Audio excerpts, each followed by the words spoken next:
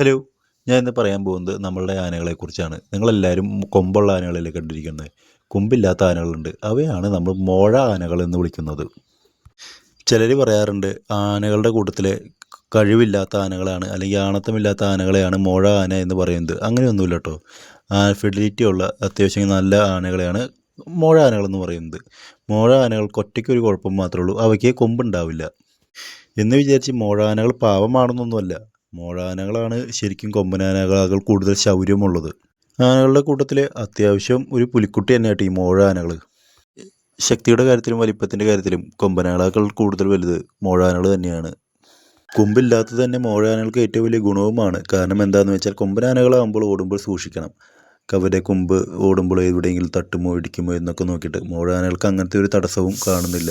മോഴാനകൾക്ക് യാതൊരു തടസ്സവുമില്ല, വലിയ മസ്തകമാണ്. കൊമ്പ് അവിടെയോ അല്ലെങ്കിൽ മരത്തിൽ തട്ടുമോ കുടുങ്ങുമോ എന്നുള്ള പേടിയും വേണ്ട.